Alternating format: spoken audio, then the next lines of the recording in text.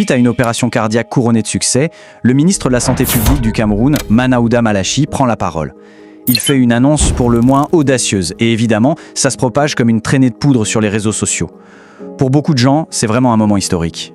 Alors oui, c'est un succès incroyable pour le Cameroun, ça personne ne le conteste. Mais la question qui se pose, c'est est-ce que c'était vraiment, comme l'affirme le ministre, une grande première pour toute l'Afrique subsaharienne? Eh bien c'est justement ça qu'on va décortiquer aujourd'hui.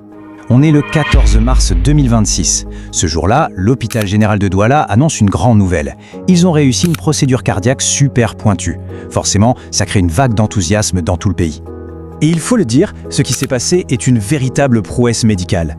C'est la toute première fois au Cameroun que des chirurgiens réussissent à faire ça. Une procédure TAVI. Ça montre vraiment que l'expertise locale est en plein essor. Ok, c'est quoi au juste cette fameuse procédure TAVI qui a fait tant de bruit? Alors le TAVI, en fait, c'est une alternative à la chirurgie cardiaque classique, c'est la cœur ouvert. L'idée, c'est qu'au lieu d'ouvrir toute la cage thoracique, les médecins passent par une petite incision dans une artère, souvent dans la jambe, et ils font remonter une nouvelle valve jusqu'au cœur. C'est vraiment révolutionnaire, surtout pour les patients qui sont trop fragiles pour supporter une grosse opération. C'est l'œuvre d'un pionnier, le professeur Alain Cribier, qui a littéralement changé la face de la cardiologie moderne. Et là, si on regarde la chronologie de cette technique en Afrique subsaharienne, c'est assez révélateur.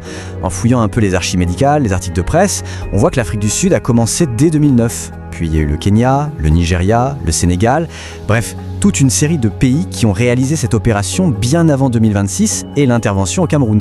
Le verdict est donc sans équivoque. D'après tous les éléments qu'on a pu rassembler, l'affirmation selon laquelle c'était une première en Afrique subsaharienne est fausse.